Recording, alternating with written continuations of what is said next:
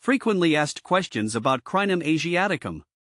Crinum Asiaticum, commonly known as the Asiatic crinum lily or giant crinum lily, is a stunning and hardy plant that adds a tropical flair to any garden. I've had my share of experiences with this plant, and I'm excited to share what I've learned about its care and growth. Below, I've addressed some frequently asked questions about Crinum Asiaticum to help you get the most out of this beautiful plant. See more 116 species in genus Crinum at monsteraholic.com. How to grow Crinum Asiaticum. Growing Crinum Asiaticum is quite straightforward if you follow a few basic guidelines. This plant thrives in warm, tropical climates, making it ideal for zones 8 to 11. Here's how to get started. Location: Crinum Asiaticum prefers full sun to partial shade. In hot climates, a spot with some afternoon shade can help prevent leaf scorch. Soil: use well-drained soil rich in organic matter. A mix of garden soil, compost, and sand usually works well. Ensure the soil is not too acidic or alkaline. A pH range of 6.0 to 7.0 is ideal. Watering: regular watering is essential, especially during the growing season. Keep the soil consistently moist but not waterlogged. In winter, reduce watering as the plant goes dormant. How to care for Crinum Asiaticum.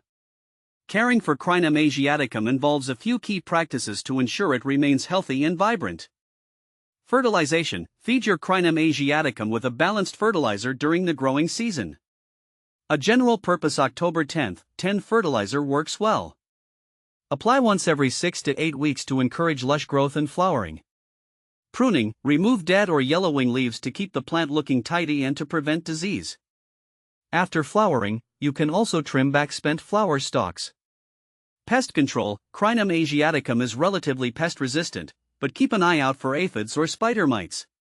If you spot any, treat them with insecticidal soap or neem oil. How to propagate Crinum Asiaticum. Propagating Crinum Asiaticum can be done through offsets or bulb division. Here's how.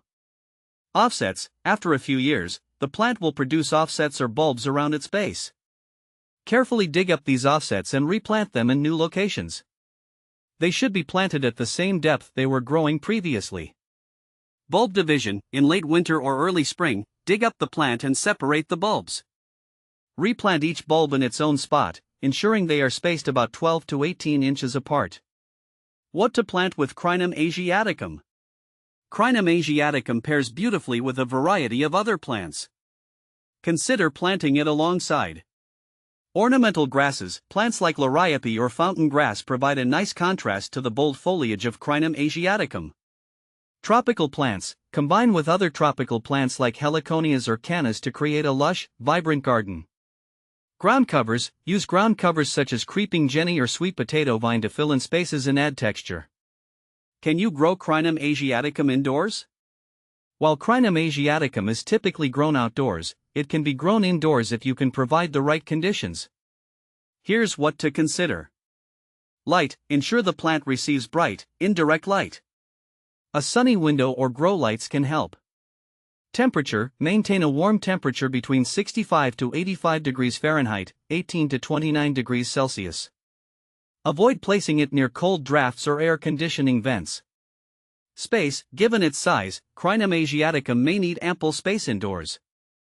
Make sure it has room to grow without being cramped. Is Crinum Asiaticum toxic? Crinum Asiaticum is not listed as highly toxic to humans or pets. However, it's always best to keep any plant out of reach of small children and animals. If ingested, it may cause mild digestive upset. Benefits of Crinum Asiaticum. Crinum Asiaticum offers several benefits. Aesthetic appeal: its large, dramatic flowers and bold foliage make it a striking addition to any garden. Low maintenance: it's a hardy plant that requires minimal care once established. Disease resistance: it's generally resistant to pests and diseases, making it a robust choice for gardeners. Common problems. While Crinum Asiaticum is quite resilient, it can face a few issues. Leaf spot: this can occur due to excessive moisture or poor air circulation. Improve drainage and spacing to prevent it. Bulb rot: overwatering or poorly drained soil can lead to bulb rot. Ensure proper drainage and avoid waterlogging. Flower drop. If flowers drop prematurely, it may be due to inconsistent watering or sudden temperature changes. Compare with other similar plants. If you're considering alternatives, compare Crinum Asiaticum with these similar plants. Hypistrum, amaryllis. While both have striking flowers, Hypistrum typically has a smaller growth habit and is usually grown indoors. Canna lily. Cannas also offer large, tropical flowers but tend to be smaller and may require more frequent watering.